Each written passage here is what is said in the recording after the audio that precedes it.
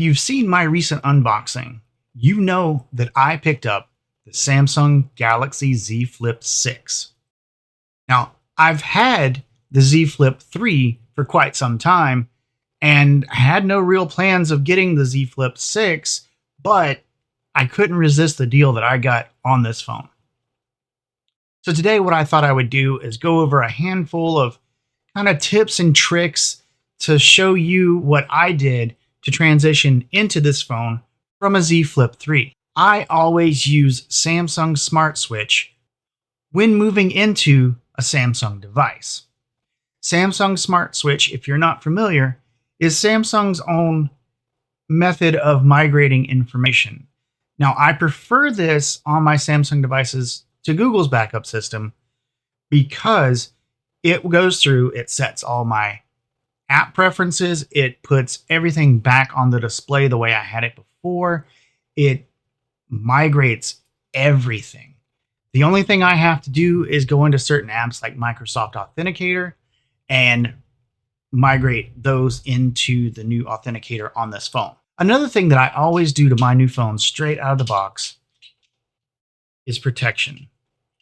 I always put cases on my phones. I never carry them around naked, partly because I don't want to get the phone scratched up and partly because I am a klutz. In the case of the Z Flip 6, I went with all ZAG products.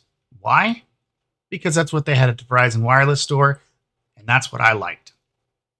So the first thing I did was I put a ZAG glass screen protector on here. This is ZAG's InvisiShield XTR3, which is a glass screen protector. It does not hinder any of the functionality of the device, and it keeps the front screen from getting cracked and scratched. I also went with a ZAG case, which is just a clear case that only adds a little bit of thickness to it, but the thing that I like about it is it shows off the color of my Z Flip 6 quite beautifully. Now, an upgrade to the Z Flip 6 from my Z Flip 3 is I now have this huge screen, but by default, there's only a handful of widgets on the screen. There are two ways that you can run more than just the standard apps on your home screen. The first is you can go into the settings on the phone and search for Labs.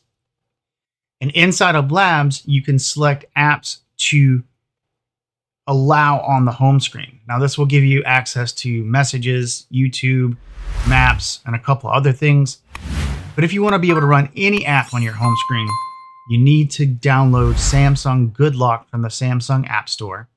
And inside Good Lock, there's an option called Multistar. Multistar then gives you the ability to add the Multistar widget to the front screen. And in doing so,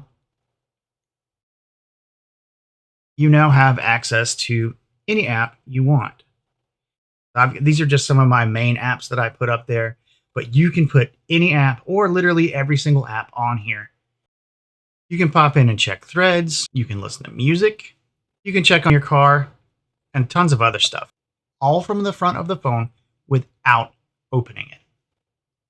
Another thing that I like to use with pretty much any of my phones is Microsoft Phone Link. Now that comes standard on your Windows machine. And as you can see here, my audio cut out during the original recording, but what I'm trying to show you is that all of my applications on the phone are here. I can click on any of these applications and run them if I so choose. As an example, I click on AliExpress. And if your phone is unlocked, you can access the AliExpress app directly from your computer screen. This goes for the calculator app,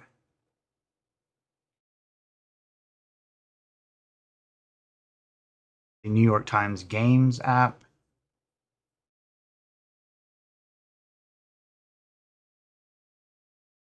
weather app, literally anything that you want to use.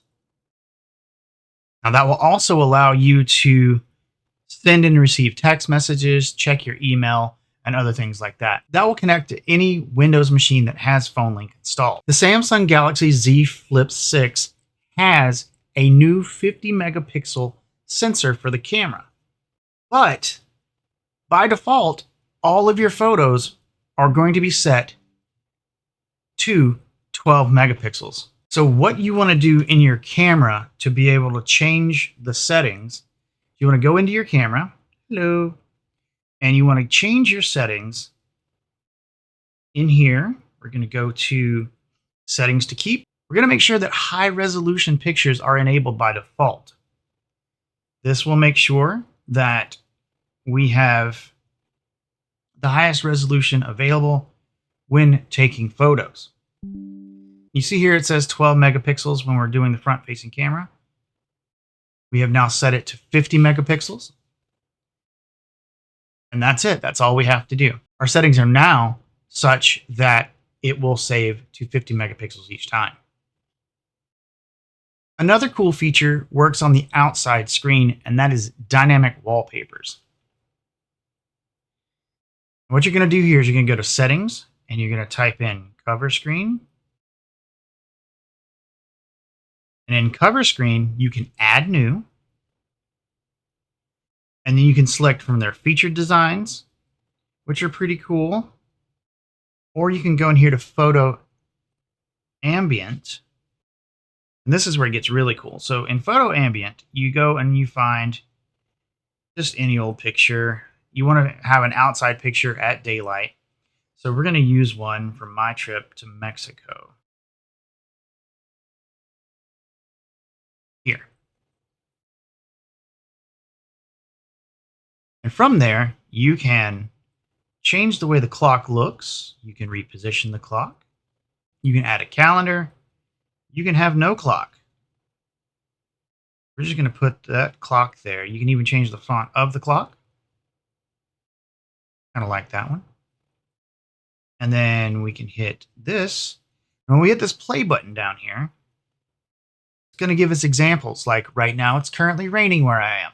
So it will show you rain. If it were snowing, it would show you snow. So that's pretty cool.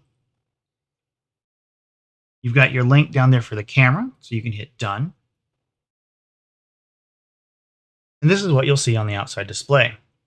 You can see the clock that we have set up, the link straight to the camera, and the background. And finally, the last cool thing that I want to show you is actually in your Samsung Gallery album.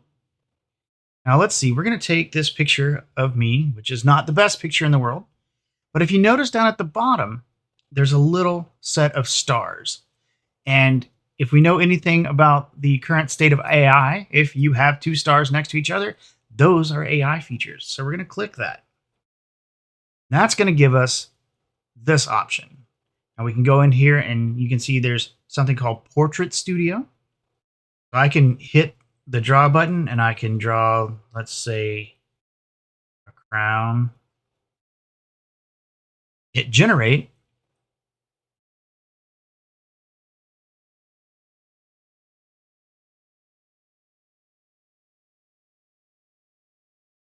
And this will basically show me different pictures of crowns. Now that looks like a crown that's on my head. Let's go a step farther. We'll just save that because that's funny.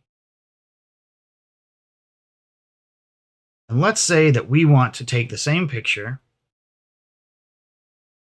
and we want to go into Portrait Studio. And now I have these options down here at the bottom where I can do a sketch, a watercolor. We're going to do a 3D cartoon and see what happens. This is all part of the built-in AI technology that I'm just starting to play around with. It's a lot of fun, but as you can see, your results may vary. But that is what Samsung's AI thinks I look like.